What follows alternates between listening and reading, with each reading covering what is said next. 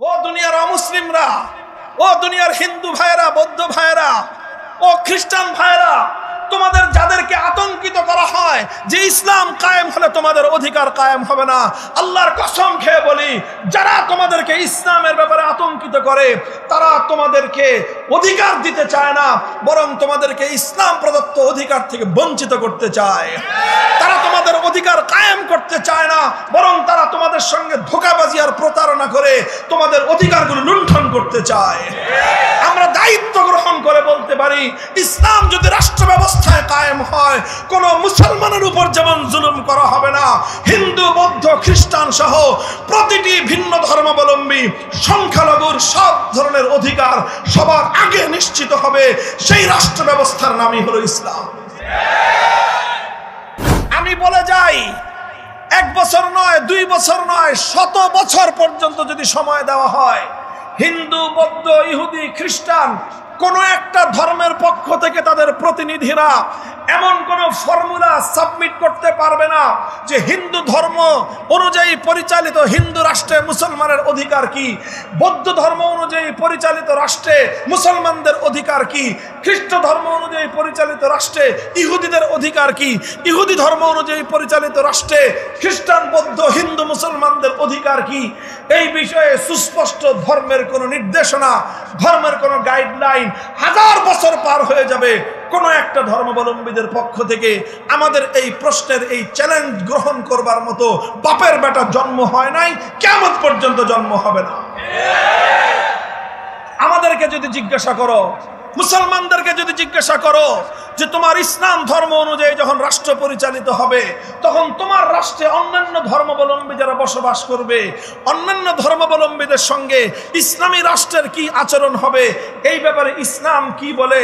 সুবহানাল্লাহ, আলহামদুলিল্লাহ, আমরা স্পষ্ট ভাষায় বলতে পারি, সেই বিষয়ে ইসলাম শুধু থিওরিটিক্যাল নয়, বরং ইসলাম বিশ্ববাসীর সামনে প্র্যাকটিক্যাল অসংখ্য অগণিত নমুনা সহ সংখ্যালঘুদের অধিকার, অন্যান্য ধর্মাবলম্বীদের জান মাল ইজ্জতাবরুর নিরাপত্তার অধিকার, তাদের ধর্মীয় পালনের স্বাধীনতার অধিকার সহ তাদের মান মর্যাদা সহ প্রতিটি অধিকার সংক্রান্ত ইসলাম ধর্মের মধ্যে স্পষ্ট দিক নির্দেশনা সহ আমরা পূর্ণাঙ্গ একটা রূপরেখা 24 ঘন্টা লাগবে না, 1 ঘন্টার মধ্যে আমরা দুনিয়ার যে কোনো জায়গায় সাবমিট করতে পারবো। একটি মুসলিম দেশে একজন মুসলমান নাগরিক যেভাবে বকরি পালন করবার অধিকার রাখে, একটা ইসলামী রাষ্ট্রে একজন হিন্দু, বৌদ্ধ, খ্রিস্টান, ইহুদি তারা ঠিক একইভাবে শুকর পালন করবার অধিকার রাখে। একটা ইসলামী রাষ্ট্রে যেভাবে একজন মুসলিম নাগরিক সে শরবত পান করার, ফলের জুস পান করবার অধিকার রাখে, ঠিক একইভাবে একটা ইসলামী রাষ্ট্রের মধ্যে বৈধভাবে বসবাসকারী যে কোনো অমুসলিম ওই দেশে পারমিশন নিয়ে অনুমতি সাপেক্ষে মদ্যপান করবার অধিকার রাখে। একটা ইসলামী রাষ্ট্রের মধ্যে একজন মুসলমানের লালিত একটা বকরির বাচ্চা যদি আরেকজন যে কোনোভাবে অন্যায় করে তার ক্ষতি সাধন করে, সেই বকরির বাচ্চার যেরকম ক্ষতিপূরণ দিতে হবে, মুসলিম রাষ্ট্রে, ইসলামী রাষ্ট্রে বসবাসকারী একজন খ্রিস্টান অথবা একজন হিন্দুর একটা শুকরের বাচ্চাকে যদি আরেকটা মুসলমান ক্ষতিগ্রস্ত করে, শুকরের বাচ্চার ক্ষতিপূরণ একটা বকরির বাচ্চার দাম হিসেবে পরিশোধ করা ইসলামী রাষ্ট্র তার জন্য বাধ্যতামূলক করে দেয়। মুসলমানরা রাষ্ট্রকে পরিচালনা করার জন্য, রাষ্ট্রের অর্থ ব্যবস্থা পরিচালনার জন্য যাকাত দিবে, ওশর দিবে, ইত্যাদি ইত্যাদি এগুলো দিবে। আর অমুসলিমরা মুসলমানদেরকে রাষ্ট্র পরিচালনা করার জন্য তাদেরকে যে সকল সার্ভিসগুলো দেওয়া হবে, সেই সার্ভিসের সার্ভিস চার্জ হিসেবে তারা শুধুমাত্র জিজিয়া এবং খরাজ দান দেবে। এবং সেই জিজিয়া কি পরিমাণ দিবে সেটাও ইসলাম নির্ধারণ করে দিয়েছে, যে কোনো অমুসলিমের কাছ থেকে তার সামর্থ্যের চেয়ে অতিরিক্ত অন্যায়ভাবে তার উপরে জিজিয়া নির্ধারণ যদি কেউ করে, কোনো মুসলিম শাসক যদি করে, আল্লাহর পয়গম্বর সুস্পষ্ট ভাষায় তার জন্য হুমকি উচ্চারণ করেছেন, বলেছেন যদি কোনো অমুসলিম নাগরিকের উপর, যদি কোনো অমুসলিম নাগরিকের উপর, কোনো জিম্মির উপর যদি তোমরা কোনো অন্যায়ভাবে তার উপর তার ফাওকা তাকাতিহিম, তার শক্তি এবং সামর্থ্যের চেয়ে বেশি যদি তোমরা কর আরোপ করো, ফানা হাজিজুহু ইয়াউমাল কিয়ামাহ, কিয়ামতের দিন সেই মুসলিম শাসকের বিরুদ্ধে স্বয়ং আল্লাহর নবী বলেছেন আমি আল্লাহর দরবারে বিচার দায়ের করব। মুহতারাম হাজিরিন, দিস ইজ ইসলাম। এটাই হলো ইসলামের উদারতা। ও দুনিয়ার অমুসলিমরা, ও দুনিয়ার হিন্দু ভাইরা, বৌদ্ধ ভাইরা, ও খ্রিস্টান ভাইরা, তোমাদের যাদেরকে আতঙ্কিত করা হয় যে ইসলাম কায়েম হলে তোমাদের অধিকার কায়েম হবে না, আল্লাহর কসম খেয়ে বলি, যারা তোমাদেরকে ইসলামের ব্যাপারে আতঙ্কিত করে তারা তোমাদেরকে অধিকার দিতে চায় না, বরং তোমাদেরকে ইসলাম প্রদত্ত অধিকার থেকে বঞ্চিত করতে চায়। তারা তোমাদের অধিকার কায়েম করতে চায় না, বরং তারা তোমাদের সঙ্গে ধোঁকাবাজি আর প্রতারণা করে তোমাদের অধিকারগুলো লুণ্ঠন করতে চায়। আমরা দায়িত্ব গ্রহণ করে বলতে পারি, ইসলাম যদি রাষ্ট্র ব্যবস্থায় কায়েম হয়, কোন মুসলমানের উপর যেমন জুলুম করা হবে না, হিন্দু, বৌদ্ধ, খ্রিস্টান সহ প্রতিটি ভিন্ন ধর্মাবলম্বী সংখ্যালঘুর সব ধরনের অধিকার সবার আগে নিশ্চিত হবে। সেই রাষ্ট্র ব্যবস্থার নামই হলো ইসলাম। ইসলাম ধর্মের আলোকে, কোরআন সুন্নাহর আলোকে আধুনিক যুগের ব্যাংকিং ব্যবস্থা কিভাবে পরিচালিত হতে পারে এটা আমাদের নতুন করে বলার দরকার নাই। বিগত প্রায় 70 বছর ধরে শুধু মুসলিম ওয়ার্ল্ডে নয়, শুধুমাত্র ইসলামী দেশে নয়, শুধু মুসলিম বিশ্বে নয়, বরং ইউরোপ, আমেরিকা সহ পৃথিবীর দেশে দেশে, পৃথিবীর বিভিন্ন দেশে ইসলামী ব্যাংকিং ব্যবস্থা সারা দুনিয়ার মানুষের অর্থনীতির নিরাপত্তা কায়েম করে চলেছে। খোদ আমাদের বাংলাদেশে এত অত্যাচার, এত জুলুম পরিচালিত হয়েছে, সবগুলো ইসলামী ব্যাংকিং এর উপর সবচেয়ে বেশি তারা দখলদারিত্ব কায়েম করেছে। এরপরেও আজকে কথা বলতে কোনো দ্বিধা নাই, আজ বাংলাদেশের অর্থনীতির মেরুদণ্ড সোজা হয়ে আছে বাংলাদেশে ইসলামী ব্যাংকগুলোর মাধ্যমে। আলহামদুলিল্লাহ, শুধু বাংলাদেশ নয়, ইন্ডিয়া বলো, চায়না বলো, ইউরোপ, আমেরিকা, সারা পৃথিবীর দেশে দেশে ইসলামী ব্যাংকিং এর রূপরেখা অনুযায়ী কোরআন সুন্নাহর মূলনীতির আলোকে ব্যাংকিং ব্যবস্থা পরিচালিত হয়। এই সমস্ত ব্যাংকগুলোতে শুধু মুসলমানরাই অ্যাকাউন্ট খুলে? বলেন, আরে ভাই, শুধু মুসলমানদের অ্যাকাউন্ট চলে না সব ধর্মাবলম্বীদের চলে? হিন্দু বলো, বৌদ্ধ বলো, ইহুদি বলো, খ্রিস্টান বলো, সারা পৃথিবীর সমস্ত ধর্মাবলম্বীদের কাছ থেকে তোমাদের কাছ থেকে আমরা পুঁজি সংগ্রহ করি, আবার তোমাদেরকে এই ব্যাংকের মাধ্যমে আমরা পুঁজি সরবরাহ করি। আমাদের এই ব্যাংকিং ব্যবস্থার সার্ভিস শুধুমাত্র মুসলমানদের জন্য নয়, আমাদের এই ব্যাংকিং ব্যবস্থাগুলোর সার্ভিস আমরা মুসলমানদেরকে যেরকম দেই, হিন্দুদেরকেও একইভাবে দেই, বৌদ্ধদেরকেও একইভাবে দেই, খ্রিস্টানদেরকেও একইভাবে দেই, ইহুদিদেরকেও একইভাবে দেই। এবং সারা দুনিয়াতে আজকের পুঁজিবাদী অর্থ ব্যবস্থা ধসে পড়ার পর আগামী বিশ্ব ব্যবস্থার একটি বিকল্প ব্যাংকিং ব্যবস্থার নাম হলো ইসলামী ব্যাংকিং ব্যবস্থা। আজ পৃথিবীতে একটা মাত্র দেশ, বুকে হাত দিয়ে বলতে পারি 100 ভাগের মধ্যে 100 ভাগ আল্লাহর কোরআনের নীতি অনুযায়ী রাষ্ট্র পরিচালিত হচ্ছে। 30 জনের মতো মন্ত্রী পরিষদ, এই 30 জন মন্ত্রীর মধ্যে 28 জনই দেওবন্দি আলেম, এবং তারা এই রাষ্ট্র পরিচালনা করতেছে। এই রাষ্ট্রের এক একজনের নাম শুনলেই তো আপনারা শুনবেন আশ্চর্য। একজনের নাম হলো আজকে সারা গোটা ভারত যাকে নিয়ে নাচতেছে, মোল্লা মোহাম্মদ আমির খান মুত্তাকি। এই পরহেজগার মোল্লা আজকে ইমারতে ইসলামিয়ার পররাষ্ট্রমন্ত্রী। তাকে অভ্যর্থনা জানানোর জন্য তোমরা যেই ভারতের আশীর্বাদ নেওয়ার জন্য বছরের পর বছর লাইন ধরে দাঁড়ায় থাকো, সেই ভারতের পররাষ্ট্রমন্ত্রী মোল্লা আমির খান মুত্তাকিকে একবার সাদর সব অভ্যর্থনা জানিয়ে নিজেকে ধন্য মনে করতে পারে। এবং এই মোল্লা মুফতিরা যেই বিচার ব্যবস্থা কায়েম করেছে, আমেরিকা, ইউরোপ সহ সারা দুনিয়াকে আমি চ্যালেঞ্জ করে বলতে পারি, 4 বছরের মধ্যে এইরকম বিধ্বস্ত একটা দেশে, এইরকম অস্ত্রের ঝনঝনানির একটা দেশে যে নিরাপত্তা তারা কায়েম করেছে, পৃথিবীতে কেউ এর নজির দেখাতে পারবে না। ধর্মনিরপেক্ষ মতবাদ এটা কোনো মুসলমানের আবিষ্কৃত মতবাদ নয়, বরং এটা অন্যান্য ধর্মাবলম্বীদের পক্ষ থেকে ইসলামী রাষ্ট্র এবং রাজনীতিকে ধ্বংস করবার একটা ষড়যন্ত্রের হাতিয়ার। এই ধর্মনিরপেক্ষতা নামক ইসলাম বিরোধী ষড়যন্ত্রের এই বন্দোবস্ত হিন্দুস্তান থেকে 72 সালে বাংলাদেশে আমদানি করা হয়েছিল। 24 বিপ্লবের মাধ্যমে হিন্দুস্তানি বন্দোবস্ত আবার দিল্লিতে পাঠিয়ে দেওয়া হয়েছে। এই বাংলাদেশ বাংলাদেশে আর কোনোদিন দিল্লির দখলদারিত্ব কায়েম হতে দেওয়া হবে না। আগামীর বাংলাদেশে দিল্লির ধর্মনিরপেক্ষ মতবাদ বাস্তবায়ন করতে দেওয়া হবে না। যদি আবার কেউ ইসলামকে মাইনাস করে দিল্লির আধিপত্য ধর্মনিরপেক্ষ মতবাদ বাংলাদেশে কায়েম করতে চায়, রাজপথে আবার যুদ্ধে নামতে হবে ইনশাআল্লাহ। চ্যানেলটি সাবস্ক্রাইব করে আমাদের সঙ্গেই থাকুন।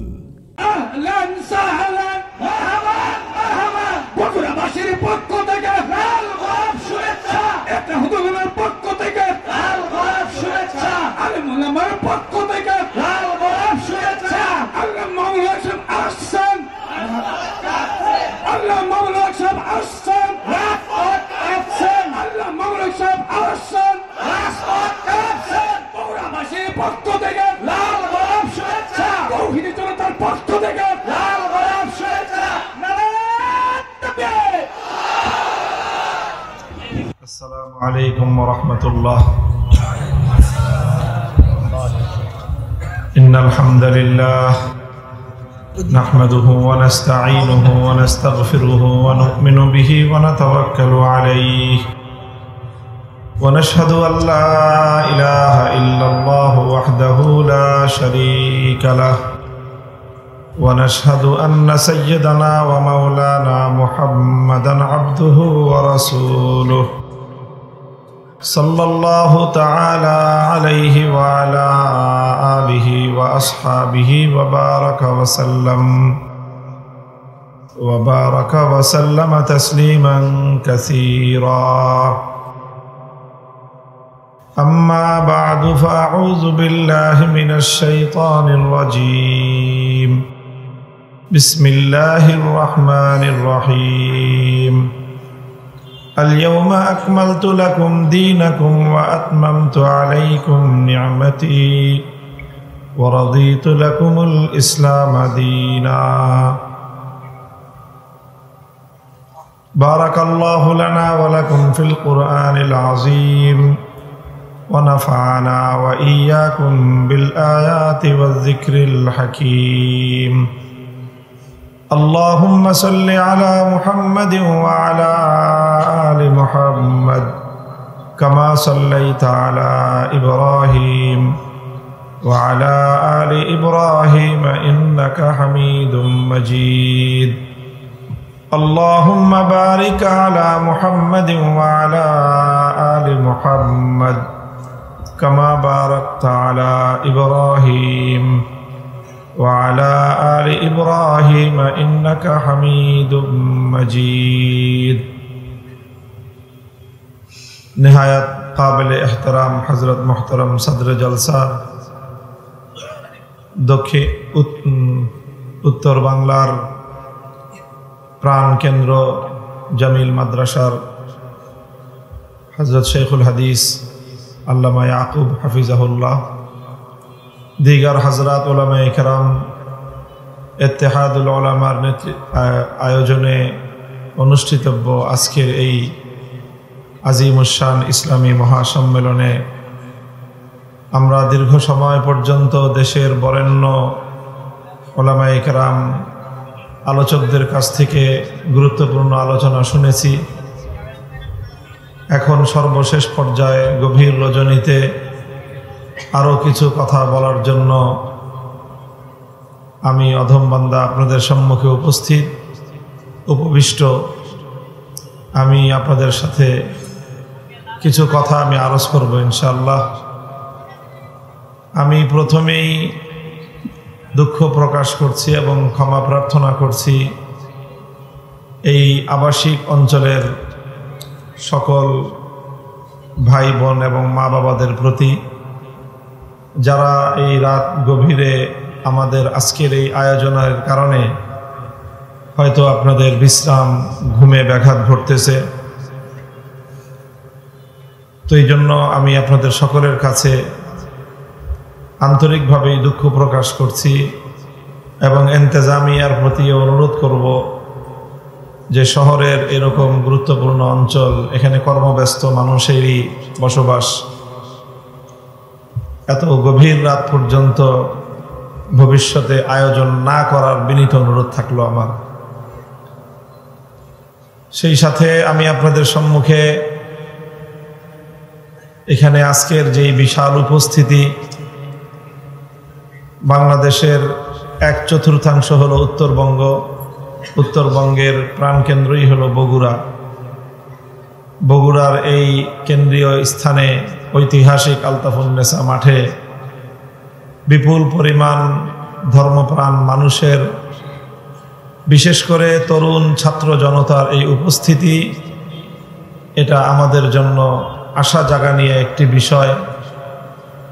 আমরা স্বপ্ন দেখি, আশা করি যে ইনশাল্লাহ এই সকল আয়োজনগুলো, কোরআনের এই মাহফিলগুলো, কোরআনের এই মজলিসগুলো আগামীর বাংলাদেশ বিনির্মাণের ক্ষেত্রে গুরুত্বপূর্ণ ভূমিকা পালন করবে ইনশাআল্লাহ। এবং এটাও লক্ষ্য করছি যে আজকের উপস্থিতির মধ্যে আমাদের মাদ্রাসার ছাত্রদের, তালেবে ইলমদের বিশাল একটা উপস্থিতি আছে। তো এই জন্য আমি সাধারণত আমার আলোচনার যে একটা আন্দাজ, যে একটা ধরন থাকে, রাতও গভীর এবং উপস্থিতিকে কেন্দ্র করে আমি একটু একটা গঠনমূলক একটা আলোচনা, বিষয়ভিত্তিক একটা আলোচনা আমি করতে চাই, যেটা আজকে আমাদের জাতীয় জীবনে, বাংলাদেশের বর্তমান জাতীয় যে প্রেক্ষাপট, সেই প্রেক্ষাপটে জাতির কর্ণধার আলেম সমাজকে যেই প্রশ্নগুলোর সম্মুখীন হতে হয় মানুষের কাছ থেকে, সেই প্রশ্নগুলোর মধ্য থেকে একটা গুরুত্বপূর্ণ প্রশ্নের সমাধান নিয়ে আমি আলোকপাত করতে চাই। আমার আলোচনা আমি চেষ্টা করব যতটা সংক্ষেপে সারা যায়। এই জন্য শর্ত হলো সকল শ্রোতারা একটু মনোযোগ দিয়ে শুনতে হবে। হয়তো আলোচনার শেষাংশে কিছু আহ্বানী কথা থাকবে, স্লোগান সব ওই সময়ের জন্য জমা রাখতে হবে, আর মাঝখানের সময়টা মনোযোগ দিয়ে কথা শুনতে হবে। আমার স্লোগান, আমি চাই যে আমাদের সন্তানরা, আমাদের কর্মীরা, আমাদের ছাত্ররা, তারা তাদের কণ্ঠ থেকে যেন আল্লাহু আকবরের স্লোগানের এই ধ্বনি কেউ কেড়ে নিতে না পারে। কারণ আমাদের এই তরুণ প্রজন্মের কণ্ঠের এই আল্লাহু আকবরের ধ্বনি, এটাই হলো এ জাতির রূহ রওয়া, এটাই হলো এ জাতির প্রাণ স্পন্দন। এই জন্য অনেকভাবে চেষ্টা করা হয়, কখনো শক্তি প্রয়োগের মাধ্যমে, কখনো হুমকি ধমকি প্রয়োগের মাধ্যমে, কখনো আতঙ্ক সৃষ্টির মাধ্যমে, আবার কখনো কখনো নেক্সট সুরতে আমার তরুণ প্রজন্মের কাছ থেকে, কণ্ঠ থেকে আল্লাহু আকবরের এই নারা, আল্লাহু আকবরের এই ধ্বনিকে কেড়ে নেওয়ার জন্য নানা রকম আয়োজন হয়। আমি তোমাদের একজন ভাই হিসাবে, তোমাদের একজন অগ্রজ হিসাবে আমি তোমাদেরকে এ কথার ওসিয়ত করি যে তোমরা সব কিছু ছেড়ে দিলেও কণ্ঠের থেকে আল্লাহু আকবরের এই তাকবীর ধ্বনি যেন তোমাদের কাছ থেকে কোনো শক্তি কেড়ে নিতে না পারে। কারণ এই তাকবীর ধ্বনি ইনশাআল্লাহ অতীতেও আমাদেরকে বহুবার বহু জাহেলিয়াতের হাত থেকে আমাদেরকে মুক্ত করেছে। আগামীতেও আল্লাহু আকবরের এই ধ্বনি আমাদেরকে নতুনভাবে আমাদের এই জাতিতে, এই মাটিতে কালেমার পতাকা উড্ডীন করার প্রেরণা যোগাবে ইনশাআল্লাহ। তবে স্লোগানটা আজকে শেষ দিকে হবে ইনশাআল্লাহ।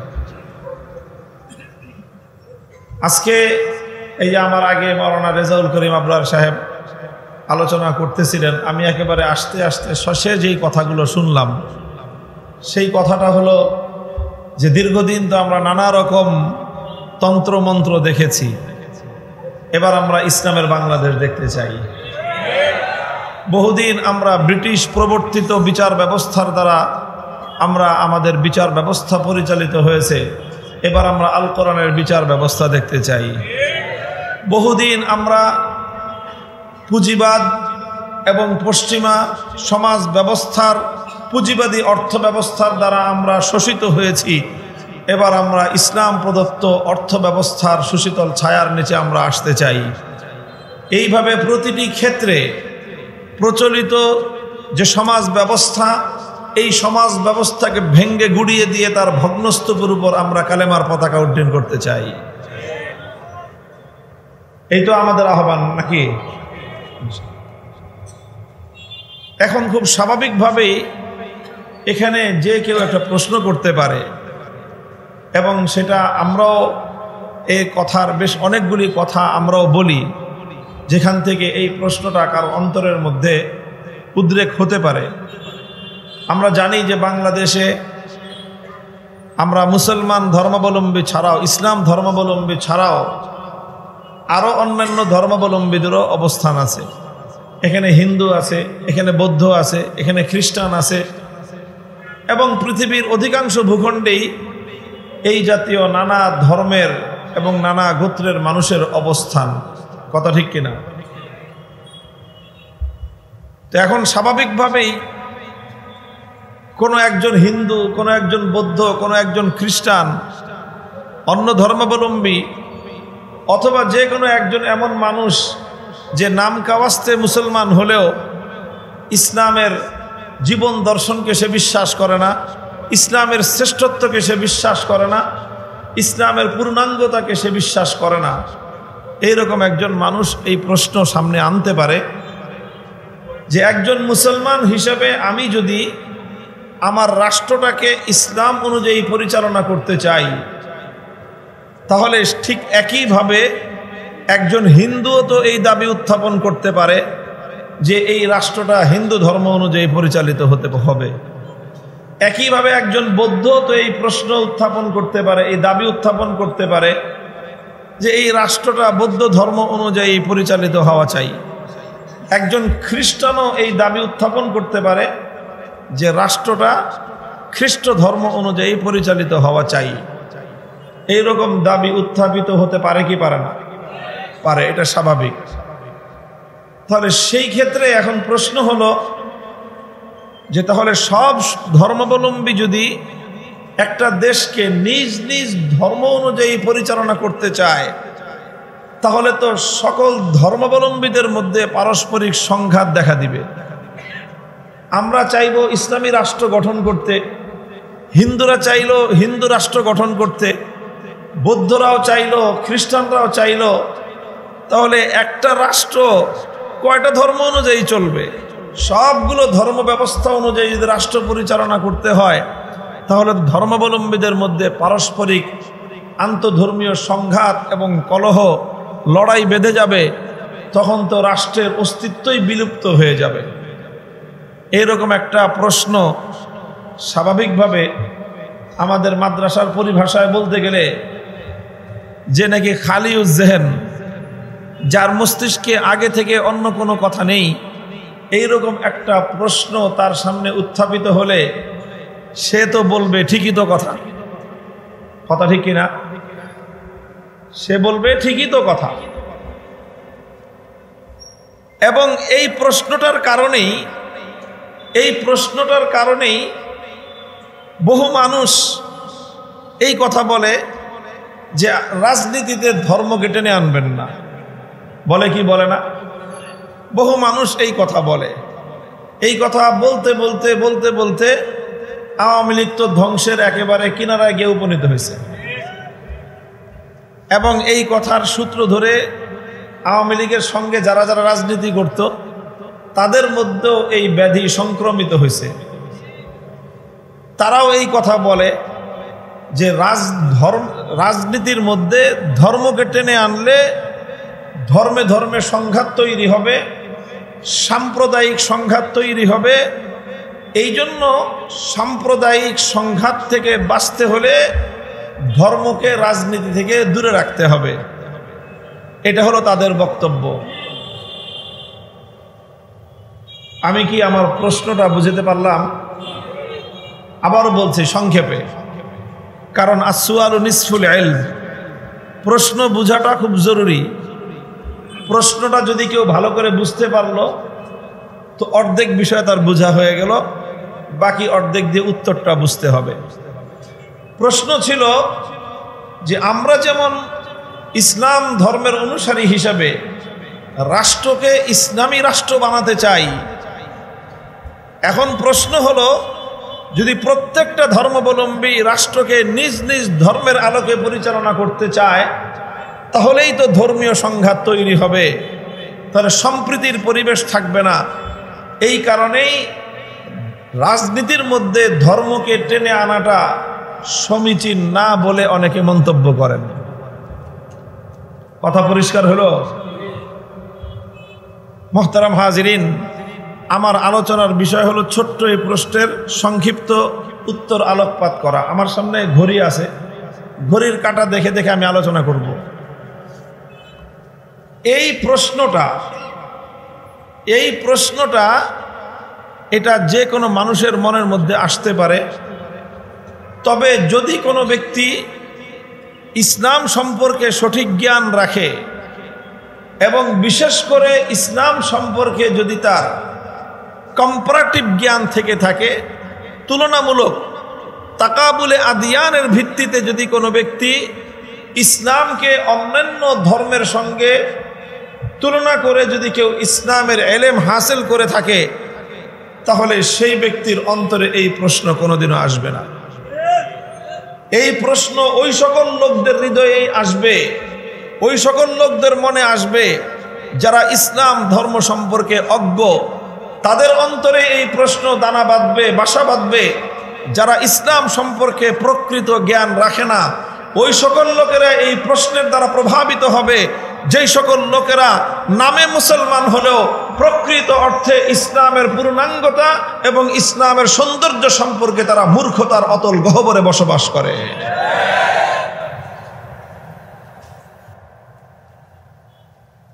বলবেন কারণ কি? মোহতারাম হাজিরিন, আমি আমার উত্থাপিত প্রশ্নের সংক্ষিপ্ত জবাব দিব। প্রথমে ইজমালি জবাব, তারপরে সেই ইজমালের তফসিল আসবে, একটু বিস্তারিত ব্যাখ্যা। ইজমালি এবং সংক্ষিপ্ত জবাব হলো এই যে ইসলাম ছাড়া পৃথিবীতে যতগুলো ধর্ম আছে, হিন্দু, বৌদ্ধ, খ্রিস্টান, ইহুদি, নাম নিয়ে পৃথিবীর 4টা উল্লেখযোগ্য ধর্মের কথা আমি বললাম। এই 4টা ধর্ম সহ পৃথিবীতে পূর্বাপর যত ধর্ম আছে, অন্য কোন ধর্ম, আবার বলছি, ইসলাম ছাড়া পৃথিবীতে হিন্দু, বৌদ্ধ, খ্রিস্টান, ইহুদি সহ যত ধর্ম পৃথিবীতে আগে ছিল, বর্তমানে আছে, ভবিষ্যতে জন্ম নিবে, কোন ধর্ম পৃথিবীর মানবজাত প্রয়োজনীয় রাজনৈতিক ব্যবস্থা সম্পর্কে কোনো দিক নির্দেশনা দেয় নাই, দিতে পারে না। একমাত্র ইসলাম দুনিয়াতে শুধু মুসলমান নয়, বরং জাতি, ধর্ম, বর্ণ নির্বিশেষে গোটা বিশ্ববাসীর সামনেই একটা রাজনৈতিক এবং একটা পূর্ণাঙ্গ রাষ্ট্র ব্যবস্থার রূপরেখা ইসলাম প্রদান করেছে। যেহেতু ইসলামই একমাত্র ধর্মগুলোর মধ্যে এমন ধর্ম, যেই ধর্ম মানুষের কাছে রাজনৈতিক বন্দোবস্ত দিতে সক্ষম, ইসলামই একমাত্র ধর্ম যেই ধর্ম দুনিয়ার মানুষের কাছে রাষ্ট্র ব্যবস্থার সম্পর্কে একটা রূপরেখা, একটা মডেল, একটা রোডম্যাপ দিতে সক্ষম। ইসলাম ছাড়া অন্য কোনো ধর্ম যেহেতু এটা দিতেই সক্ষম না, সুতরাং অন্য কোনো ধর্ম এই ক্ষেত্রে ইসলামের সাথে প্রতিযোগিতায় আসতেই সক্ষম না। ভাই, একটা জায়গায় মারামারি, ঝগড়া বিবাদ কখন হয়? একটা জমির মালিকানা যদি 4 জন দাবি করে, তখন সে না 4 জনের মধ্যে সেই জমির মালিকানা নিয়ে বিবাদ হইতে পারে। কথা বলেন ঠিক কিনা? আর একটা জমির যদি মালিকানাই দাবি করে একজন, তাহলে সেই জমিতে কোনোদিন দ্বন্দ্ব এবং সংঘাত তৈরি হতে পারে? একটা উপায়ে পারে। একটা জমির মালিকানার দাবিকারী একজন, সেই জমিতে দ্বন্দ্ব সংঘাত একটা উপায়েই হইতে পারে। সেটা হলো এই, যেই ব্যক্তি ওই মালিকানার দাবিদার, বৈধ উপায়ে সে দাবিদার, অন্য কোনো অবৈধ দখলদার যদি ওই বৈধ মালিকের মালিকানা থেকে তাকে উচ্ছেদ করে তার জমিতে যদি অবৈধ দখলদারিত্ব প্রতিষ্ঠা করতে চায়, তখনই অবৈধ দখলদার আর বৈধ মালিকের মধ্যে সংঘাত তৈরি হতে পারে। ঠিক তদ্রূপ এই পৃথিবীতে রাষ্ট্র ব্যবস্থা পরিচালনার ক্ষেত্রে ইসলাম ছাড়া অন্য কোনো ধর্ম দাবি করে না। হিন্দু ধর্ম একথা দাবি করে না যে রাষ্ট্রকে হিন্দু ধর্ম অনুযায়ী পরিচালনা করা যায়। বৌদ্ধ ধর্ম একথার দাবি করে না যে রাষ্ট্রকে বৌদ্ধ ধর্ম অনুযায়ী পরিচালনা করা যায়। ইহুদি এবং খ্রিস্টান ধর্ম একথা দাবি করে না যে রাষ্ট্রকে ইহুদি বা খ্রিস্ট ধর্ম হিসেবে পরিচালনা করা যায়। একমাত্র ইসলাম দাবি করে যে রাষ্ট্রকে, মসজিদকে যেরকম ইসলাম অনুযায়ী পরিচালনা করতে হয়, এতিমখানা যেরকম ইসলাম অনুযায়ী পরিচালনা করতে হয়, মাদ্রাসা যেমন ইসলামের বিধান অনুযায়ী পরিচালনা করতে হয়, কবরস্থান যেরকম ইসলামের বিধান হিসেবে পরিচালনা করতে হয়, মসজিদের মতোই রাষ্ট্র এবং রাজনীতিকেও ইসলামের বিধান অনুযায়ী পরিচালনা করতে হয়। এই কথার দাবিদার আসমান এবং জমিনের মধ্যখানে একমাত্র ধর্মের নাম হলো ইসলাম। সুতরাং এখানে সংঘাতের উপায় একটাই, বৈধ দাবিদার কেবলমাত্র একজন। এখন কেউ যদি ইসলামকে আল্লাহর জমিন থেকে উৎখাত করবার কোনো অবৈধ দখলদারিত্ব প্রতিষ্ঠা করতে চায়, তখনই সত্যিকার ইসলামের অনুসারীদের সঙ্গে তাদের বাঁধবে লড়াই। আর সেই লড়াইয়ের জন্য ইসলামকে উৎখাত করে অবৈধ দখলদাররা যদি আল্লাহর জমিনের দখলদারিত্ব কায়েম করতে চায়, স্পষ্ট ঘোষণা করতে চায় সত্যিকার ইসলামের অনুসারীরা আল্লাহর জমিনে আল্লাহর ইসলামের দখলদারিত্ব কায়েম করার জন্য, ইসলামের বৈধ অধিকার সাব্যস্ত করার জন্য জীবন দিতে হলে জীবন দেবে, রক্ত দিতে হলে রক্ত দেবে, যে কোনো উপায়ে ইসলামের অধিকার সাব্যস্ত করেই ছাড়বে ইনশাআল্লাহ।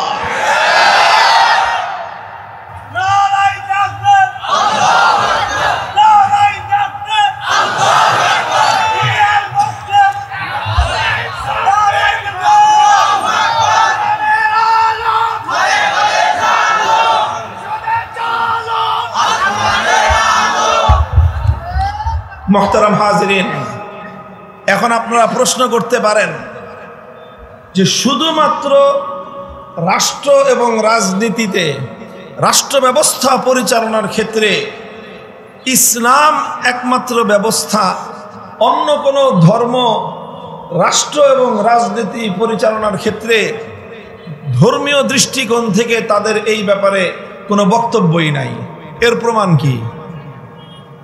মুহতারাম হাজিরিন, কথাটা মনোযোগ দিয়ে বুঝেন। আমার মূল পয়েন্ট হলো এটাই।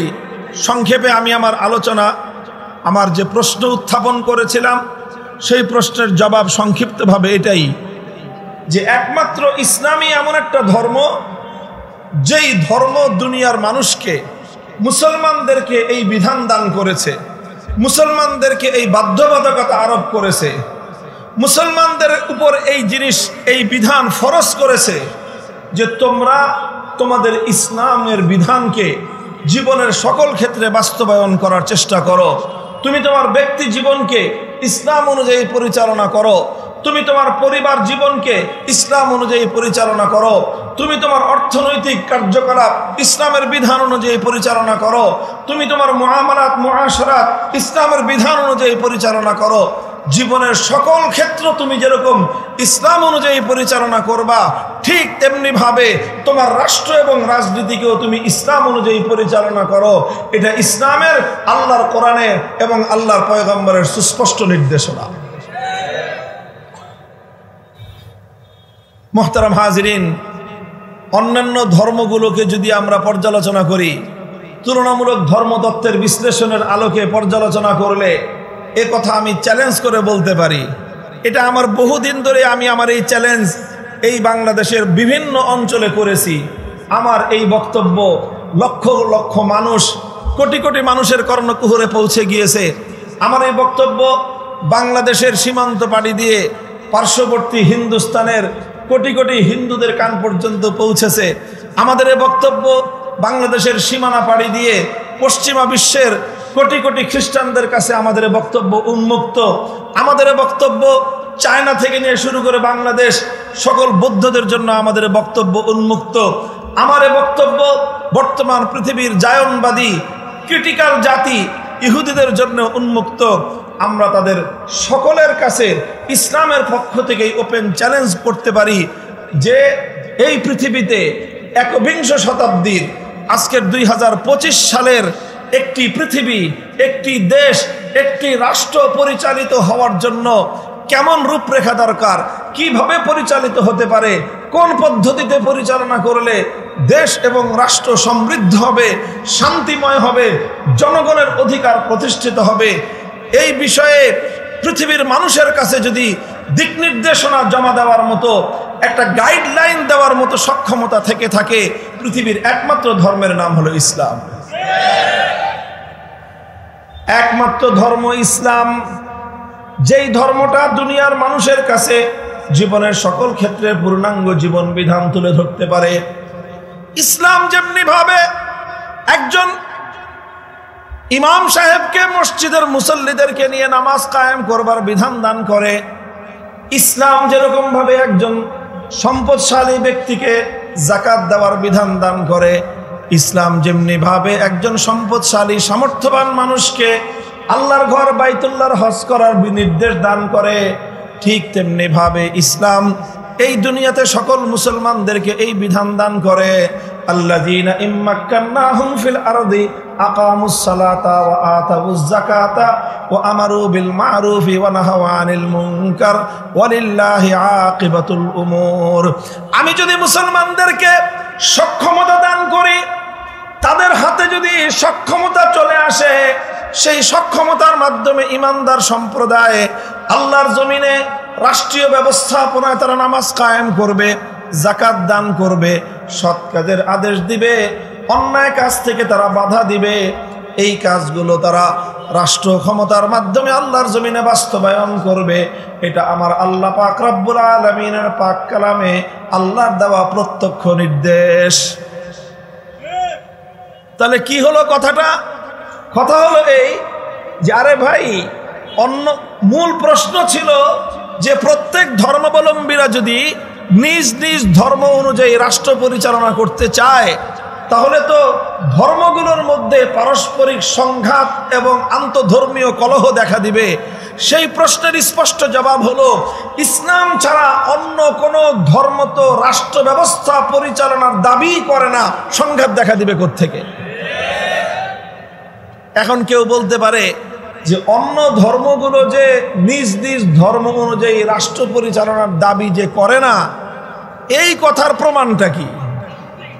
এই কথার প্রমাণ কি? মুহতারাম হাজিরিন, সংক্ষিপ্ত আলোচনায় আমি এই কথার 2-3টা প্রমাণ আপনাদের সামনে উপস্থাপন করব। এটাই আমার আলোচনার মূল কথা এবং এই পয়েন্টটি আমার সর্বশেষ আলোচনা। আমি আধুনিক একটা রাষ্ট্র ব্যবস্থার জন্য গুরুত্বপূর্ণ যেই বিষয়গুলোর প্রয়োজন, যেই বিষয়গুলি ছাড়া আধুনিক যুগে আজকের একবিংশ শতাব্দীর 2025 সালে পৃথিবীর কোনো সুন্দর এবং উন্নত রাষ্ট্র পরিচালিত হতে পারে না, এমন কয়েকটা বিষয় দৃষ্টান্ত হিসেবে উপস্থাপন করে আমি ওপেন চ্যালেঞ্জ রাখবো সকল ধর্মাবলম্বীদের কাছে, সকল ধর্মাবলম্বীদের কাছে। এখানে যদিও আপনারা শুধু মুসলমানরা উপস্থিত আছেন, কিন্তু আমি মনে করি আমার মাইকের আওয়াজ যতদূর পর্যন্ত পৌঁছতেছে সেখানে আমার অন্যান্য ধর্মাবলম্বী ভাই বোনেরাও আছেন। তারা এটাকে একটা জ্ঞানগত আলোচনা হিসেবে, একটা কম্পারেটিভ রিলিজিয়াস ডিসকাশনের সাবজেক্ট হিসেবেও তারা নিতে পারেন এবং তারা আমার এই আলোচনা নোট করে পরবর্তীতে সময় সুযোগ হলে আমাদের কাছে আমাদের এই চ্যালেঞ্জের মোকাবেলা করার জন্য আপনারা পেপার সাবমিট করতে পারেন। যদি কারো পক্ষ থেকে পেপার সাবমিট হয়, তাহলে সেই পেপার নিয়ে আলোচনা করার জন্য পৃথিবীর যে কোনো প্রান্তে 24 ঘন্টার নোটিশে আমরা সেখানে উপস্থিত হতে বাধ্য থাকব।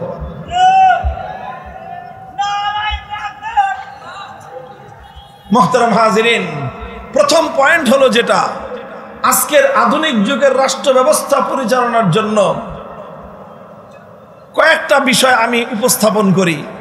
1 নম্বর একটা বিষয় ধরেন, এই যে এখন আমাদের বাংলাদেশ একটা অন্তর্বর্তী সময়ের মধ্য দিয়ে অতিক্রম হচ্ছে, এই বাংলাদেশের সামনে একটা নির্বাচন আছে, কথা ঠিক কিনা? এই নির্বাচনকে কেন্দ্র করে বাংলাদেশ এখন উথাল পাথাল। কিভাবে হবে নির্বাচন, কবে হবে নির্বাচন, এটা নিয়ে গোটা জাতির মধ্যে উদ্বেগ উৎকণ্ঠার কোনো শেষ নাই। তাহলে একটা রাষ্ট্র চলতে হলে এরকম যে কোনো একটা নির্বাচন ব্যবস্থার প্রয়োজন, যেই ব্যবস্থার মাধ্যমে রাষ্ট্র এবং জাতির একজন শাসক নির্বাচন করা যাবে। কথা বলেন ঠিক না বেঠিক? যদি শাসক নির্বাচন না করা যায় তাহলে কোনো একটা রাষ্ট্রের রাজনৈতিক ব্যবস্থা প্রতিষ্ঠা করা সম্ভব? কথা বুঝেন নাই?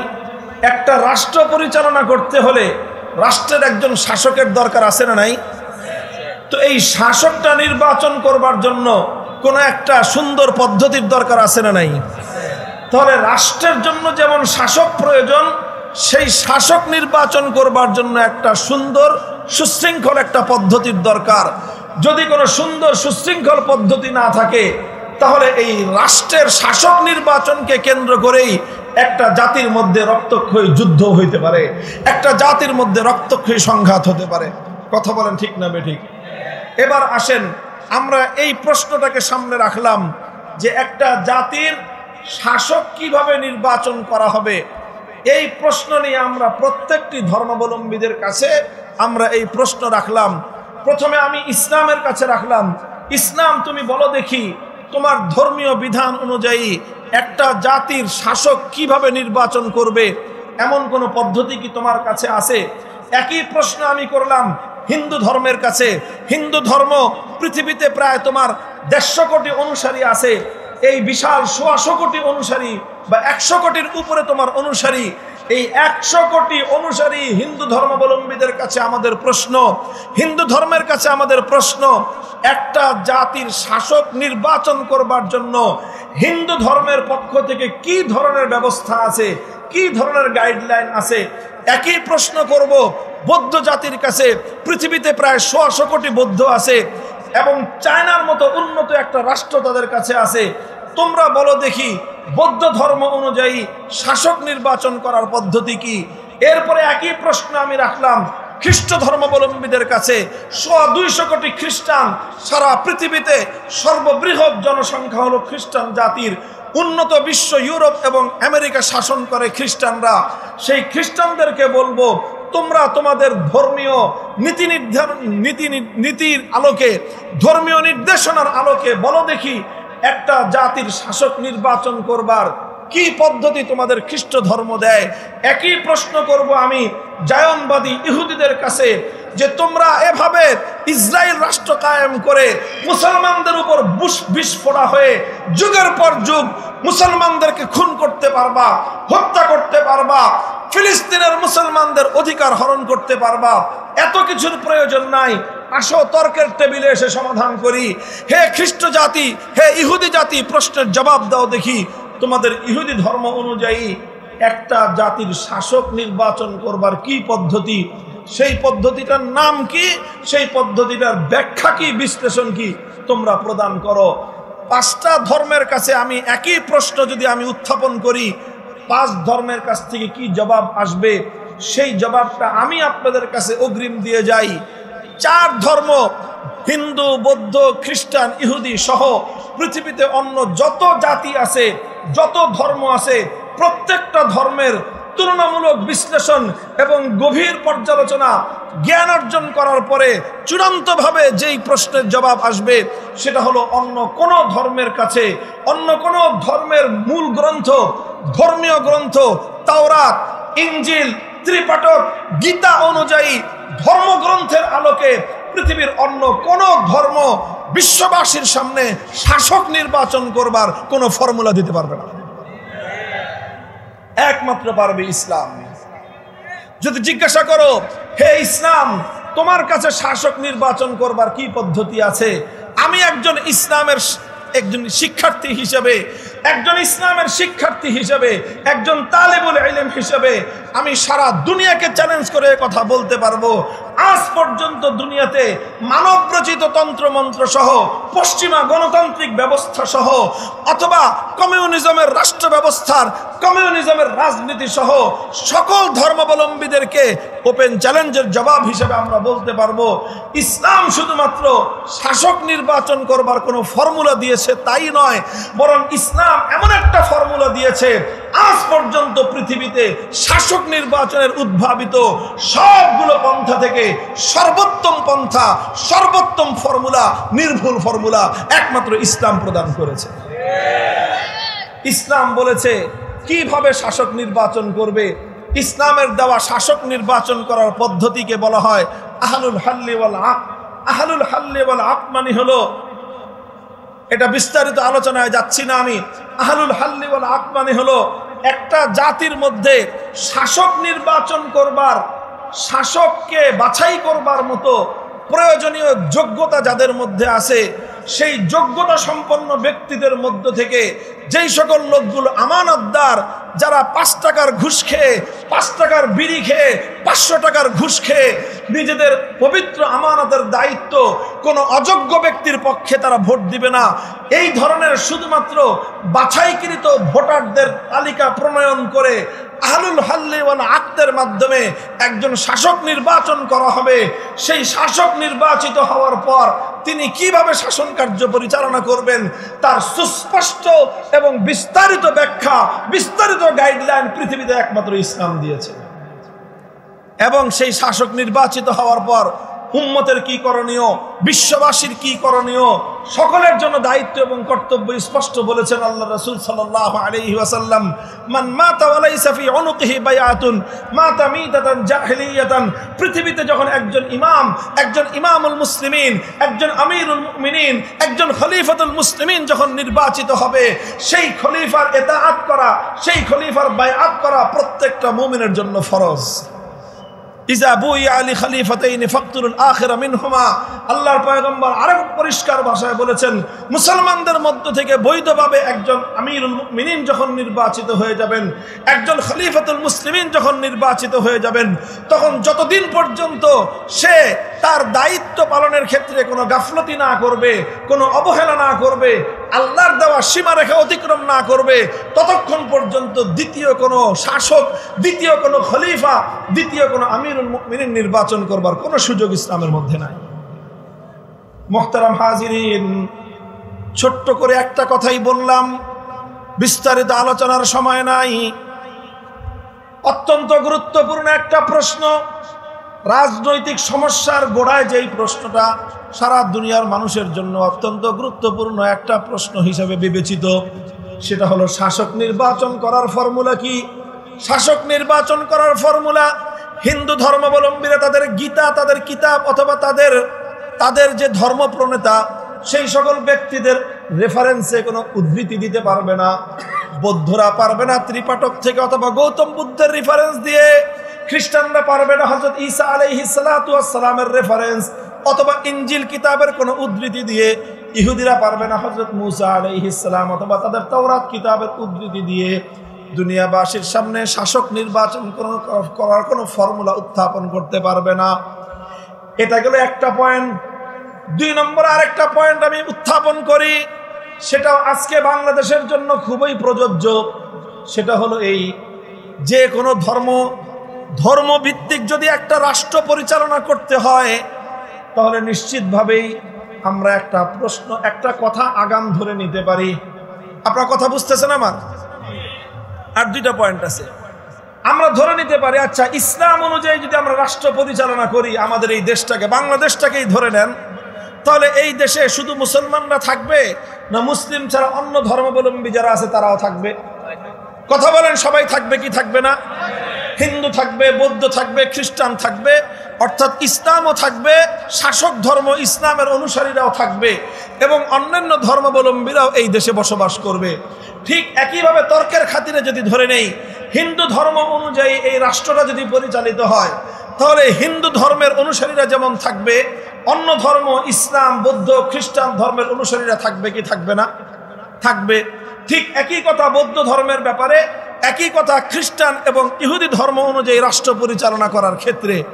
তাহলে যে কোনো ধর্ম অনুযায়ী যদি রাষ্ট্র পরিচালনা করা হয়, তাহলে সেই ধর্মের অনুসারীরা যেমন ওই রাষ্ট্রে বসবাস করবে, অন্যান্য ধর্মাবলম্বীরাও সেই রাষ্ট্রে বসবাস করবে। কথা বলেন ঠিক না বেঠিক? এখন প্রশ্ন হলো, তাহলে সবগুলো ধর্মের সঙ্গে কাছে একই প্রশ্ন, যে তুমি বলো যে তোমার ধর্ম অনুযায়ী যখন এই রাষ্ট্রটা পরিচালিত হচ্ছে, তখন সেই ক্ষেত্রে তোমার ধর্মের রীতিনীতি অনুযায়ী, তোমার ধর্মের বিধিবিধানের আলোকে অন্য ধর্মাবলম্বী সংখ্যালঘুদের সঙ্গে তোমার ধর্ম অনুযায়ী পরিচালিত রাষ্ট্রের আচরণ কেমন হবে, সেই বিষয়ে তোমরা তোমাদের ধর্মীয় গ্রন্থের রেফারেন্স দিয়ে দিয়ে আমাদের কাছে একটা বক্তব্য, একটা গাইডলাইন, একটা ফর্মুলা আমাদের কাছে উপস্থাপন করো, জমা দাও। এই কথা যদি আমি বলি, 5টা ধর্মের অনুসারীদেরকে লক্ষ্য করে এই কথার আমি প্রশ্ন রেখে গেলাম, চ্যালেঞ্জ রেখে গেলাম, এরপরে প্রতি উত্তর কি আসবে? প্রতি উত্তরটা আমি আগাম বলে যাই চ্যালেঞ্জ হিসেবে।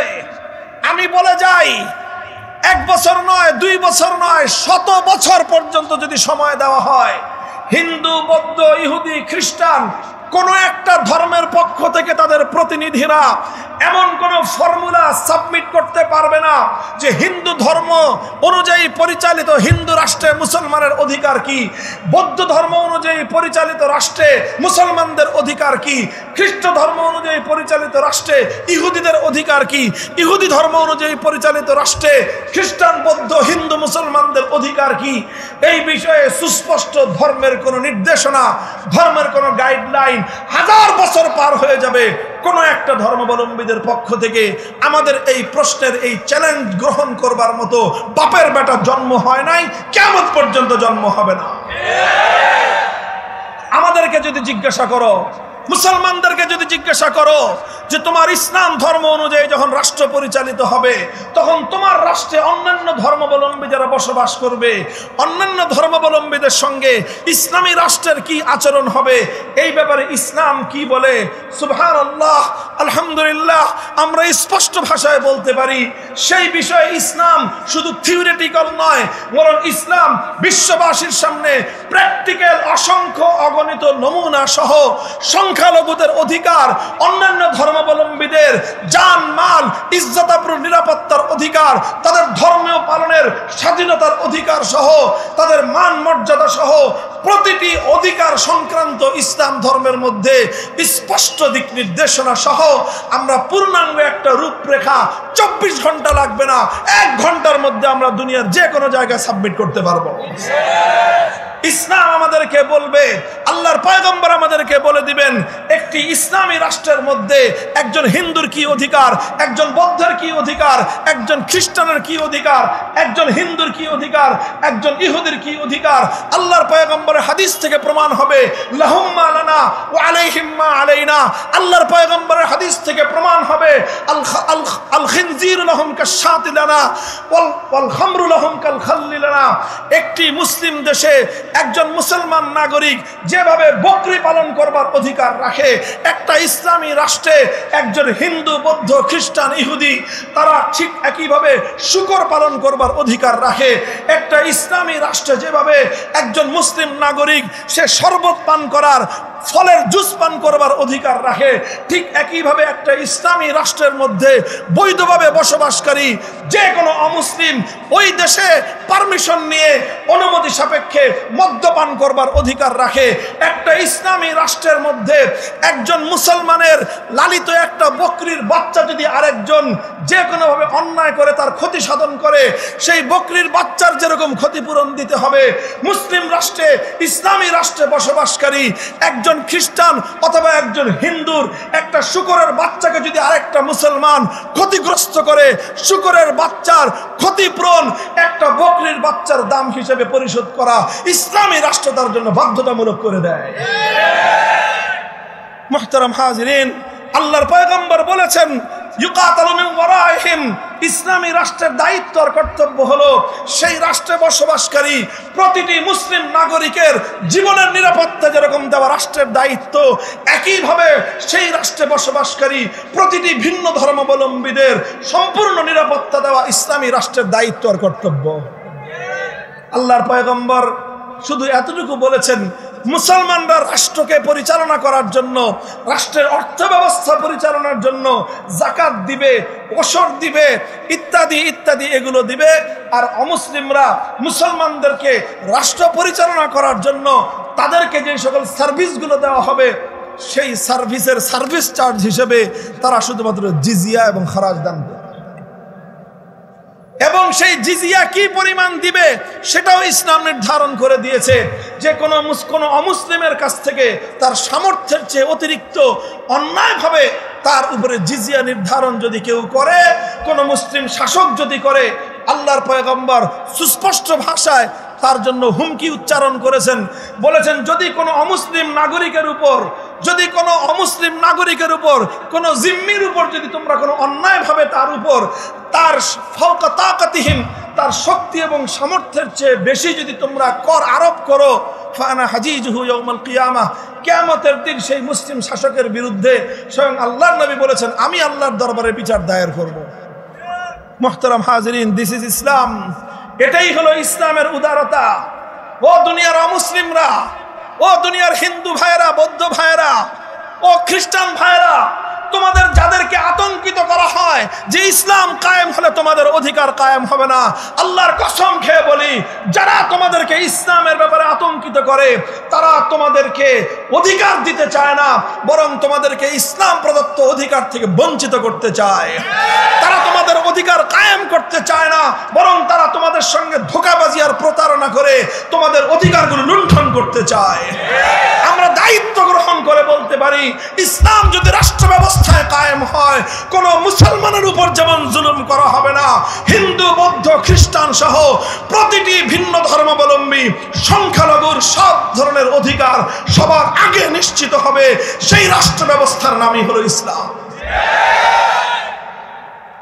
মুহতারাম হাজিরিন, 2 নম্বর আমি এটা প্রমাণ হিসেবে পেশ করলাম। 3 নম্বর ছোট্ট আরেকটা প্রমাণ হিসেবে আমি দেই।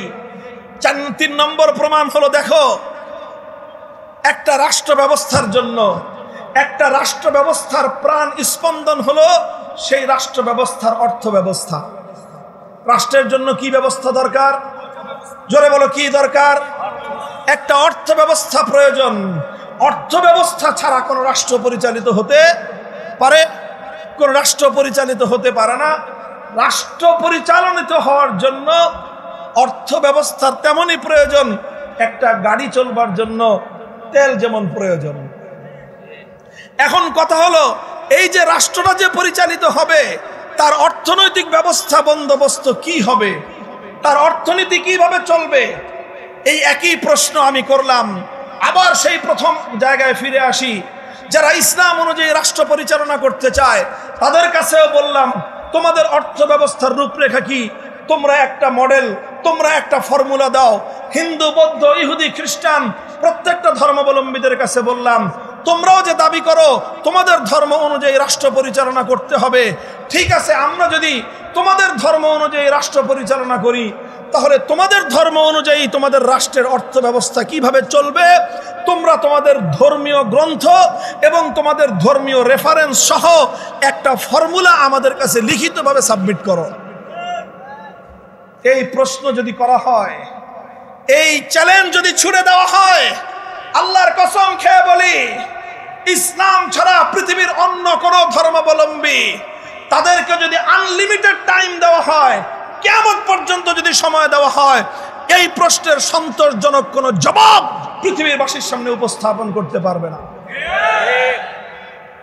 আর যদি ইসলামের কাছে বলা হয় যে তোমরা কি ফর্মুলা দিবা, ইসলামের পক্ষ থেকে দায়িত্ব গ্রহণ করে আমি বলতে পারি, আমরা পৃথিবীর মানুষের অর্থনীতির নিরাপত্তা ব্যবস্থা প্রতিষ্ঠার জন্য যে অর্থ ব্যবস্থার ফর্মুলা আমরা দেব, সেটা আগামী দিনে ফর্মুলা আকারে দেওয়ার প্রয়োজন নাই।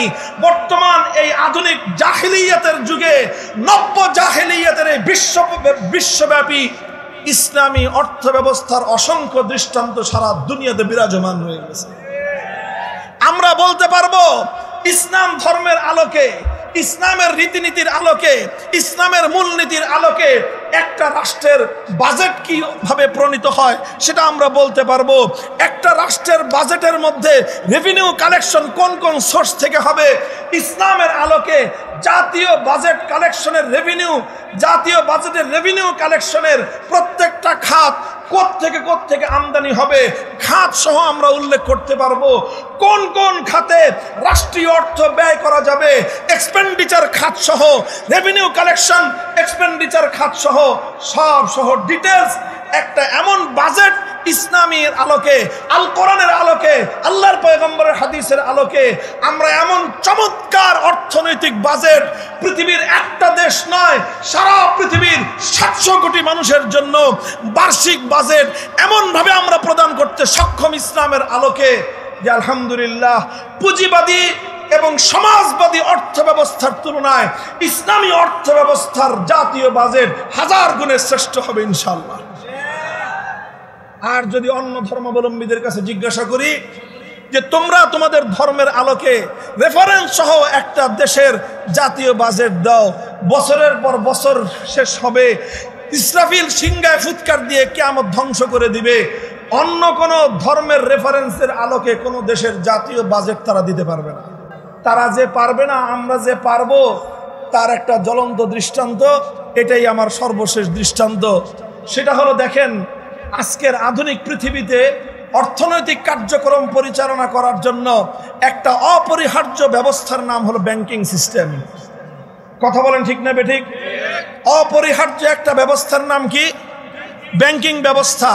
আজকের দুনিয়াতে কোনো প্রতিষ্ঠান ব্যাংকিং ব্যবস্থার আওতার বাইরে চলে? আপনারা জানেন, কোনো মাদ্রাসা পরিচালিত হয়, কোনো এতিমখানা, কোনো স্কুল, কোনো কলেজ, কোনো সংস্থা, কোনো ব্যবসা প্রতিষ্ঠান, কোনো এনজিও, কোনো কিছুই কি ব্যাংকিং ব্যবস্থার বাইরে চলতে পারে? চলতে পারে না। তাহলে একবিংশ শতাব্দীর বিশ্ব ব্যবস্থায় অর্থনৈতিক কার্যক্রম পরিচালনার অন্যতম একটা রুট হলো, অন্যতম একটা ব্যবস্থাপনা হলো ব্যাংকিং ব্যবস্থা। আচ্ছা, এই ব্যাংকিং ব্যবস্থাকে সামনে রেখে আমি 5টা ধর্মাবলম্বীদের কাছে চ্যালেঞ্জ করলাম যে ইসলাম ধর্মাবলম্বীরা তোমরা বলো দেখি, আধুনিক যুগে ব্যাংকিং কার্যক্রম ইন্টারন্যাশনাল সমস্ত আন্তর্জাতিক লেনদেনের জন্য তোমাদের কাছে কি রূপরেখা আছে? হিন্দু, বৌদ্ধ, ইহুদি, খ্রিস্টান ধর্মাবলম্বীদের কাছেও একই প্রশ্ন করলাম, তোমাদের ধর্ম অনুযায়ী তোমরা একটা ব্যাংকিং ব্যবস্থার রূপরেখা দাও। আলহামদুলিল্লাহ, এক্ষেত্রে আমি আগাম বলে দিয়ে যাই, এত বড় রাষ্ট্র আছে, হিন্দুত্ববাদী রাষ্ট্র, হিন্দু, ইন্ডিয়া, ভারত, এত বড় রাষ্ট্র আছে, গোটা রাষ্ট্র হারিকেন দিয়ে তল্লাশি করলেও একটা হিন্দু ব্যাংক খুঁজে পাওয়া যাবে না। এত বড় রাষ্ট্র আছে চায়না, পৃথিবীর অন্যতম অর্থনৈতিক শক্তিমান রাষ্ট্র, এত বড় 100 কোটি বৌদ্ধের রাষ্ট্র চায়না, আর আমাদের পার্শ্ববর্তী মায়ানমার আমাদের মুসলমানদেরকে খুন করে সেখানে বৌদ্ধ রাষ্ট্র প্রতিষ্ঠার স্বপ্ন দেখো।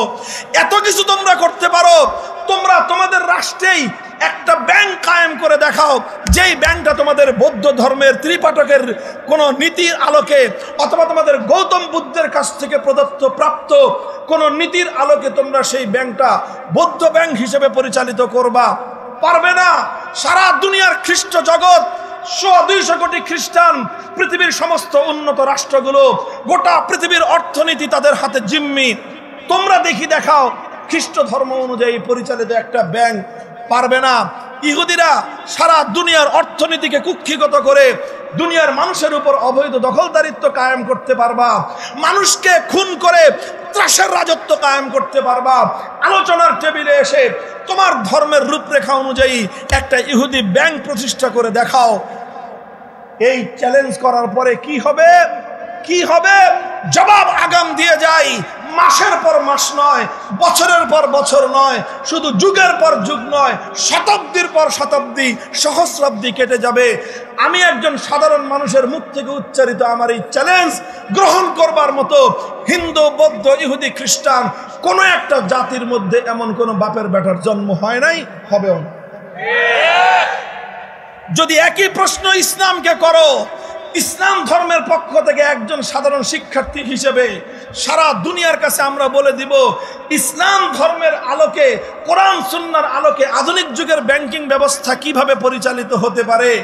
এটা আমাদের নতুন করে বলার দরকার নাই। বিগত প্রায় 70 বছর ধরে শুধু মুসলিম ওয়ার্ল্ডে নয়, শুধুমাত্র ইসলামী দেশে নয়, শুধু মুসলিম বিশ্বে নয়, বরং ইউরোপ, আমেরিকা সহ পৃথিবীর দেশে দেশে, পৃথিবীর বিভিন্ন দেশে ইসলামী ব্যাংকিং ব্যবস্থা সারা দুনিয়ার মানুষের অর্থনীতির নিরাপত্তা কায়েম করে চলেছে। খোদ আমাদের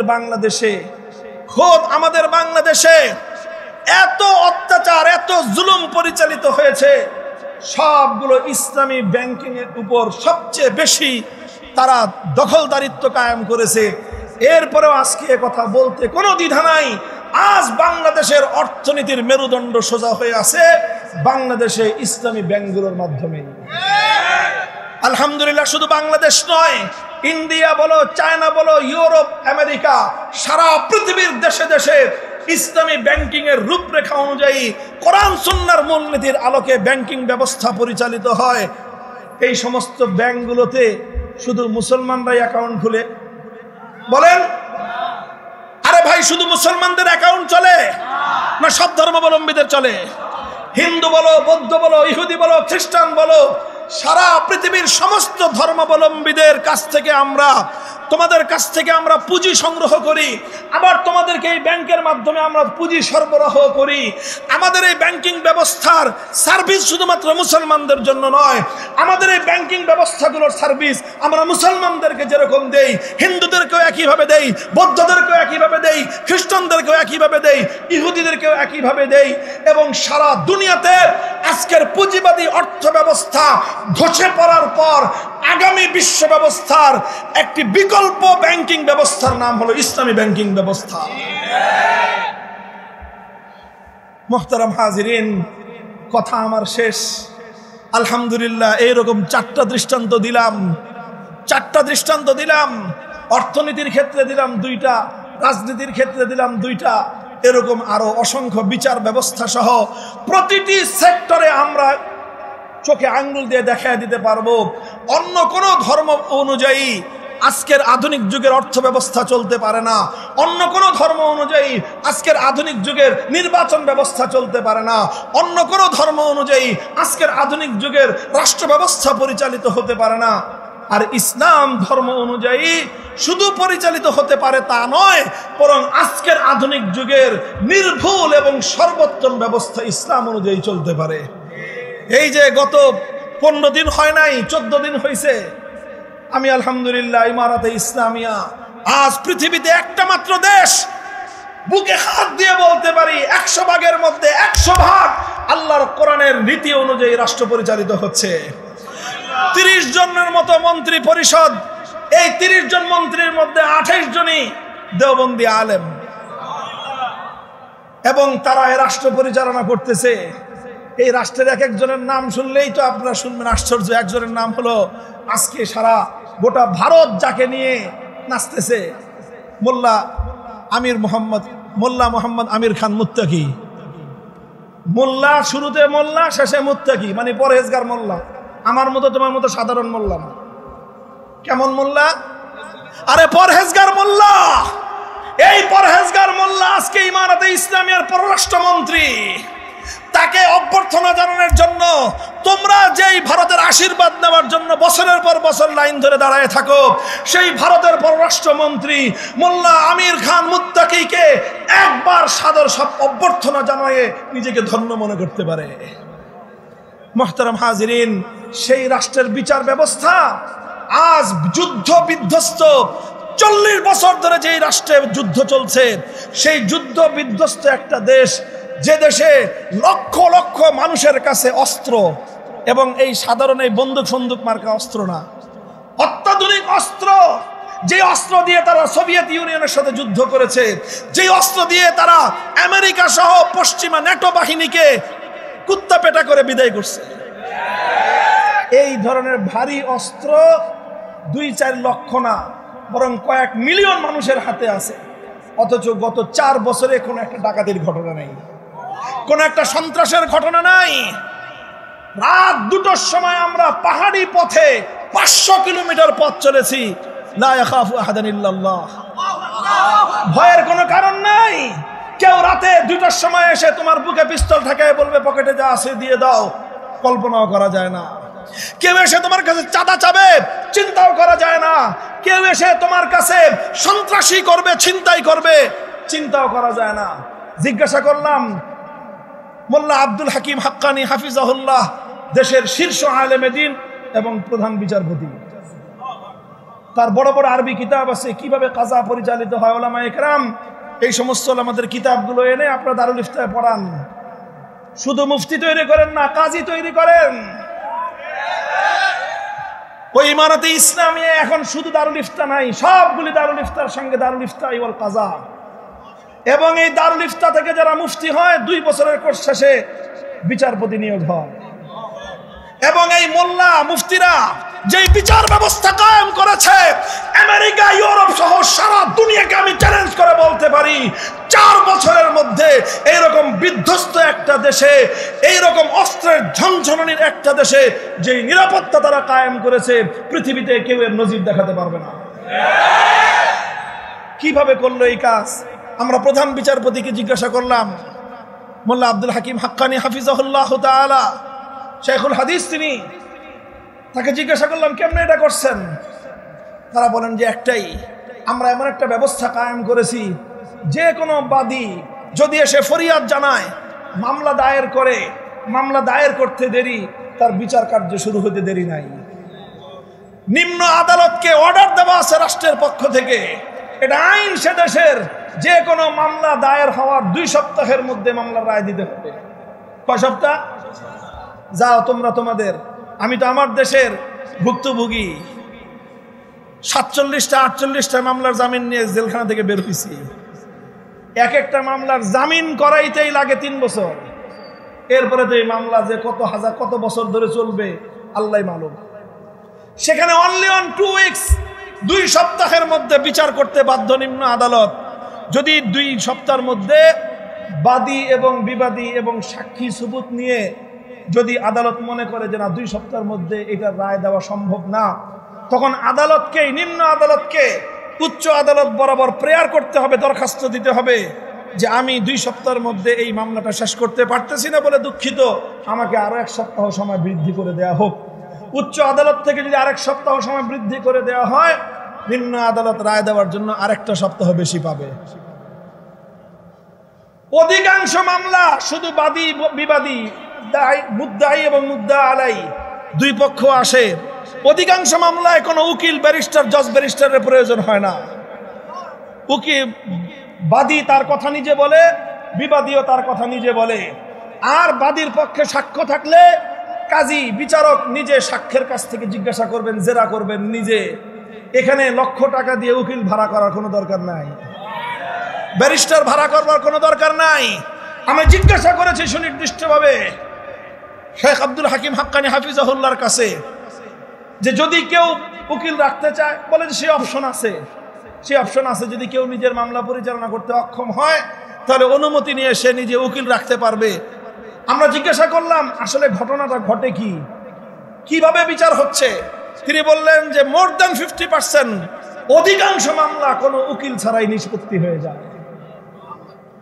এই সেই বিচার ব্যবস্থা, আল কোরআনের বিচার ব্যবস্থা, ইসলামের বিচার ব্যবস্থার মাধ্যমে মিলিয়ন মিলিয়ন মানুষের কাছে এইরকম প্রাণঘাতী অস্ত্র থাকা সত্ত্বেও এই অস্ত্র তারা জনগণের কাছ থেকে কেড়ে নেয় না। আবার এই অস্ত্রের কোনো অপব্যবহার নাই। রাষ্ট্রের এক প্রান্ত থেকে আরেক প্রান্ত পর্যন্ত শান্তি এবং নিরাপত্তা কায়েম হয়েছে। 4 বছরে এই যে পশ্চিমা মিডিয়া এত হাউকাউ করে, এত চিল্লাচিল্লি করে, কিন্তু এমন কোনো নিউজ ছাপাতে পারে নাই যে আফগানিস্তানের অমুক প্রদেশে, ইমারতে ইসলামের অমুক প্রদেশে অমুক জায়গায় ডাকাতি হয়েছে, অমুক জায়গায় সন্ত্রাসী 2 গ্রুপের মারামারিতে 3 জন মানুষ মারা গেছে, অথবা কোন রাজনৈতিক দলের আন্তদলীয় কোন্দলে 120 জন মানুষ মারা গিয়েছে। এই সমস্ত কোনো কাহিনী সেই দেশে নাই। কারণ আল কোরআনের বিচার ব্যবস্থা, এই বিচার শুধু মুসলমানদের জন্য না, এই বিচার যেমন মুসলমানদের জন্য, একইভাবে অন্যান্য সংখ্যালঘুরাও যে কেউ এসে প্রধান বিচারালয়ে বিচার চাইতে পারে, 2 সপ্তাহের মধ্যে তার ন্যায় বিচার নিশ্চিত করা হবে। মুহতারাম হাজিরিন, আমার আলোচনা শেষ। আমি বলতে চাই ইসলাম অনুযায়ী রাষ্ট্র পরিচালনা এটা শুধুমাত্র কিতাবী বিষয় নয়। ইসলাম অনুযায়ী রাষ্ট্র পরিচালনা করা এটা শুধুমাত্র থিওরিটিক্যাল এবং তাত্ত্বিক কোনো বিষয় নয়, বরং আজকের পৃথিবীতে এটা জ্বলন্ত একটা প্র্যাকটিক্যাল বিষয়। আখেরি পয়গাম, হে বাংলার নওজওয়ানেরা, হে বাংলার মধ্যে মুজাহিদ শার্দুলের বাচ্চারা, আমি তোমাদেরকে জিজ্ঞাসা করতে চাই, 40 বছর যদি রাশিয়া এবং সোভিয়েত ইউনিয়ন আর পরাশক্তি আমেরিকার পশ্চিমা বিশ্বকে ঝাঁটাপেটা করে বিদায় করে সেখানকার 4 কোটি মুসলমান যদি ইসলামের ভিত্তিতে শান্তিময় একটা রাষ্ট্র কায়েম করতে পারে, বাংলার মুসলমানেরা, বাংলার তরুণ সমাজ তাদের 100 বছরের স্বপ্নের আল কোরআনের রাজ বাংলার মাটিতে কায়েম করতে পারবে কি পারবে না?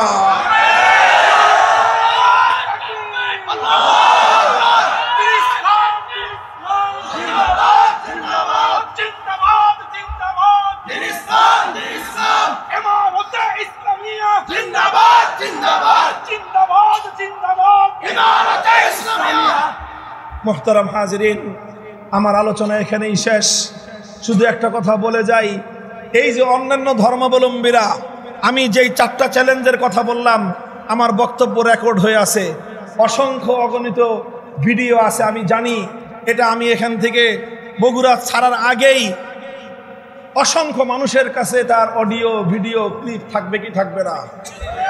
চ্যালেঞ্জ করে গেলাম, আমার এই ভিডিও নিয়ে কেউ আসেন আমাদের কাছে, আমাদের এই চ্যালেঞ্জ মোকাবেলা করার জন্য আসেন, বুকের পাটা থাকলে আসেন। কারো সাহস নাই, হিম্মত নাই, কারণ অন্য কোনো ধর্মের কাছে সেই ম্যাটারই নাই। ওই ধর্মগুলোকে আল্লাহ পাক রব্বুল আলামিন আধুনিক যুগের জন্য পাঠান নাই, সুতরাং আধুনিক যুগের ম্যাটেরিয়ালও সেখানে নাই। আধুনিক যুগের জন্য আল্লাহ পাঠিয়েছেন শুধু এক ইসলামকে, সুতরাং ইসলামের মধ্যে আধুনিক যুগের সব সমস্যার সমাধান আছে। অন্য ধর্মাবলম্বীদের কাছে যেহেতু তাদের ধর্ম অনুযায়ী এই সকল ব্যবস্থাগুলি নাই, যেহেতু এই জন্য তারা তাদের ধর্ম অনুযায়ী রাষ্ট্র পরিচালনা করার সামর্থ্যই রাখে না। একমাত্র ইসলাম যেহেতু ইসলামের ধর্ম অনুযায়ী রাষ্ট্র পরিচালনা করতে সক্ষম, এই জন্য দুনিয়ার সকল অন্যান্য ধর্মাবলম্বীরা ইসলামের প্রতি ঈর্ষাকাতর হয়ে তারা একটা ভিন্ন একটা মতবাদ আবিষ্কার করেছে। সেই মতবাদটার নাম হলো এই যে, দেখো, ধর্মে ধর্মে সংঘাত দরকার নাই, কাজেই রাষ্ট্রকে কোনো ধর্ম অনুযায়ী চালানোর দরকার নাই। কেন ভাই রাষ্ট্রকে অন্য কোনো ধর্ম অনুযায়ী চালানোর দরকার নাই কেন? ধর্ম তো হলো আল্লাহ প্রদত্ত ব্যবস্থা, ধর্মের মধ্যেই তো শান্তি নিহিত। তো ধর্মের মধ্যে যদি মানুষের ব্যক্তি, পরিবার, সমাজের শান্তি থাকে, তাহলে ধর্মের মধ্যে রাষ্ট্র এবং রাজনীতির শান্তি থাকবে না কেন? আসল কথা হলো, অন্য কোনো ধর্মের কাছে যেহেতু রাষ্ট্র ব্যবস্থা, রাজনীতির বন্দোবস্ত নাই, এই জন্য তারা এই স্লোগান উঠেছে যে রাষ্ট্র এবং রাজনীতি থেকে ধর্মকে দূরে রাখতে হবে। কাজেই ধর্মনিরপেক্ষ মতবাদ এটা কোনো মুসলমানের আবিষ্কৃত মতবাদ নয়, বরং এটা অন্যান্য ধর্মাবলম্বীদের পক্ষ থেকে ইসলামী রাষ্ট্র এবং রাজনীতিকে ধ্বংস করবার একটা ষড়যন্ত্রের হাতিয়ার। এই ধর্মনিরপেক্ষতা নামক ইসলাম বিরোধী ষড়যন্ত্রের এই বন্দোবস্ত হিন্দুস্তান থেকে ৭২ সালে বাংলাদেশে আমদানি করা হয়েছিল। ২৪ বিপ্লবের মাধ্যমে হিন্দুস্তানি বন্দোবস্ত আবার দিল্লিতে পাঠিয়ে দেওয়া হয়েছে। এই বাংলাদেশে আর কোনোদিন দিল্লির দখলদারিত্ব কায়েম হতে দেওয়া হবে না। আগামীর বাংলাদেশে দিল্লির ধর্মনিরপেক্ষ মতবাদ বাস্তবায়ন করতে দেওয়া হবে না। যদি আবার কেউ ইসলামকে মাইনাস করে দিল্লির আধিপত্য, ধর্মনিরপেক্ষ মতবাদ বাংলাদেশে কায়েম করতে চায়, রাজপথে আবার যুদ্ধে নামতে হবে ইনশাআল্লাহ।